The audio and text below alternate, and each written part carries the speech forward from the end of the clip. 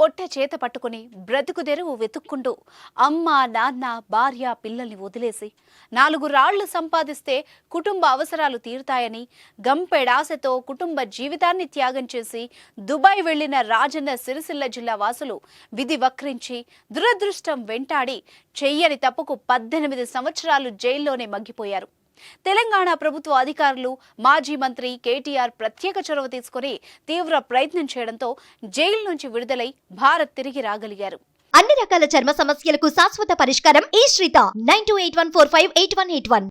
మాజీ మంత్రి సిరిసిల్ల ఎమ్మెల్యే కేటీఆర్ అందరికీ విమాన టికెట్లు సమకూర్చారు. 18 సంవత్సరాల తర్వాత కలుసుకున్న కుటుంబ సభ్యులు తీవ్ర భావోద్వేగానికి గురై ఎయిర్పోర్ట్లోనే బోరుమన్నారు.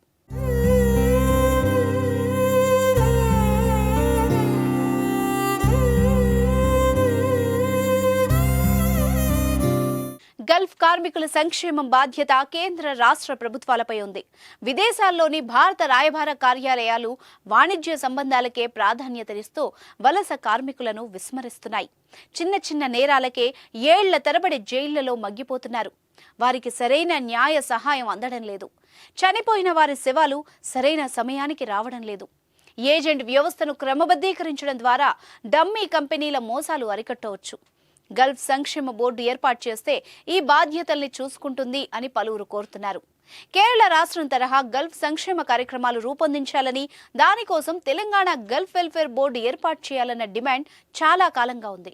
కేరళలో మాదిరిగా ముందస్తు నైపుణ్య శిక్షణ, గల్ఫ్ నుంచి వచ్చిన వారికి విస్తృత స్థాయిలో పునరావాసం, గల్ఫ్ రిక్రూట్మెంట్ ఏజెన్సీల నియంత్రణ, కేసుల్లో చిక్కుకున్న వారికి న్యాయ వైద్య సహాయం అందించడం వంటి చర్యలు తీసుకోవాలని గల్ఫ్ దేశాల్లోని తెలుగు సంఘాలు కోరుతున్నాయి. కష్టాలన్నింటికీ కారణం ఏజెంట్లు విజిటింగ్ వీసాపైనే వీళ్లను పంపడం, అక్కడ వీళ్లు దిగగానే వర్కింగ్ వీసా లేకపోవడం వల్ల నేరస్తులవుతున్నారు. రాజన్న సిరిసిల్ల జిల్లా వాసులు మొత్తం 5 మంది 18 ఏళ్ల జైలు జీవితం అనంతరం స్వదేశానికి. 18 సంవత్సరాలుగా జైల్లో మగ్గిన 5గురు జిల్లా వాసులు. దుబాయ్ కోర్టు క్షమాభిక్షతో ఇంటి బాట పడుతున్న సిరిసిల్ల జిల్లా వాసులు.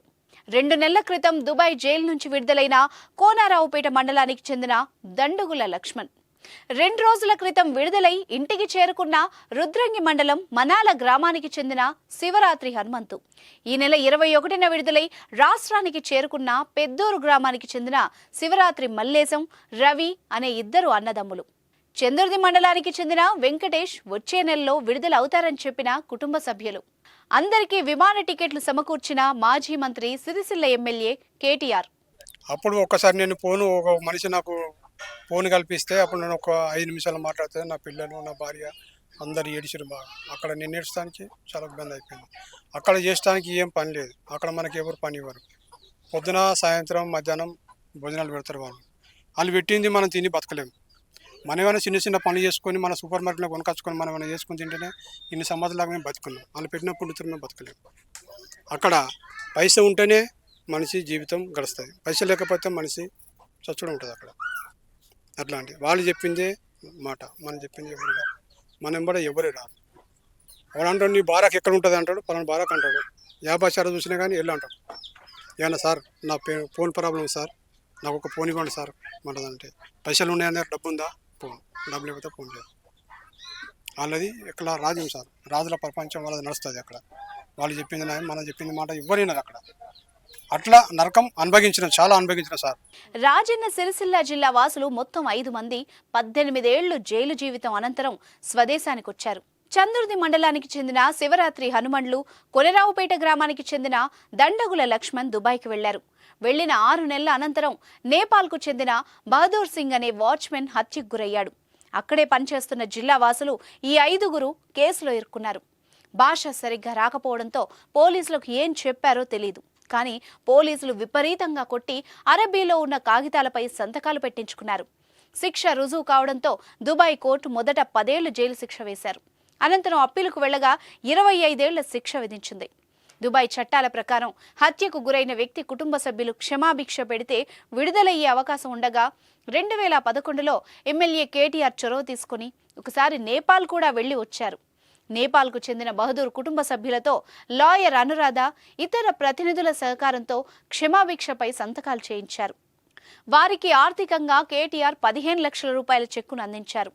అప్పుడే దుబాయ్లో చట్టాలు మారడంతో విడుదల గగనమైంది. వీరి క్షమాభిక్ష పిటిషన్ దుబాయ్ కోర్టు కొట్టేసింది.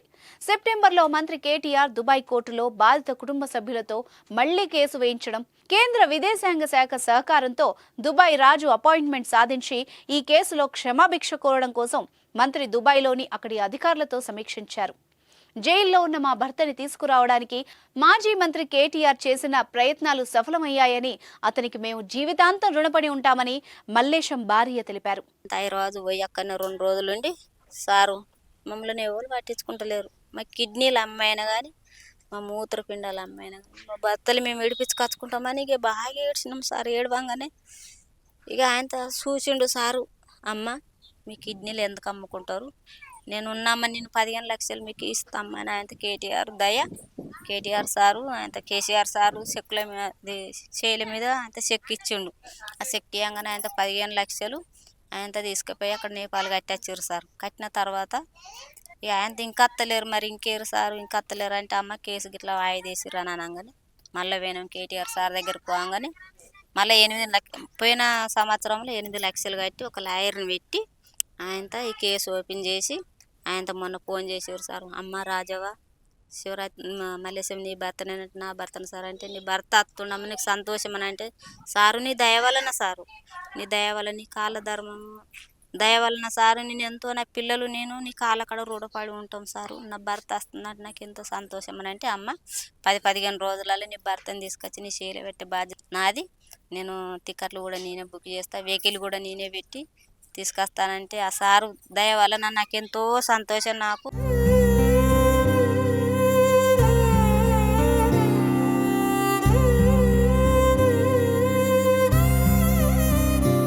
గల్ఫ్ దేశాలకు వెళ్లే కార్మికులకు నైపుణ్య శిక్షణ, మోసాల్ని తగ్గించడం లక్ష్యంగా తెలంగాణ ప్రభుత్వం 2014లో Telangana overseas manpower company లిమిటెడ్ను ఏర్పాటు చేసింది. టామ్కామ్ చట్టబద్ధ మార్గాల్లో ఉపాధి కోసం విదేశాలకు పంపే రిక్రూటింగ్ ఏజెన్సీగా పనిచేస్తుంది. అయితే టామ్కామ్ ఏర్పాటు లక్ష్యం పూర్తిగా నెరవేరలేదని, గల్ఫ్ కంపెనీలు తమ పాత క్లయింట్లైన ప్రైవేట్ ఏజెన్సీల ద్వారానే ఎక్కువగా కార్మికుల్ని తీసుకుంటున్నాయని గల్ఫ్ సంఘాలంటున్నాయి. ఇక్కడ పచ్చళ్లంటూ పార్సిల్ చేతిలో పెడతారు, అక్కడ విమానం దిగగానే జైల్లో పెడతారు.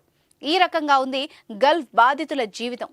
ఖచ్చితమైన వర్క్ వీసా లేనిది గల్ఫ్కు కార్మికులుగా వెళ్లొద్దు, ఇబ్బందులు పడొద్దు అనేది ప్రస్తుతం ప్రభుత్వాలు చెబుతున్న మాట.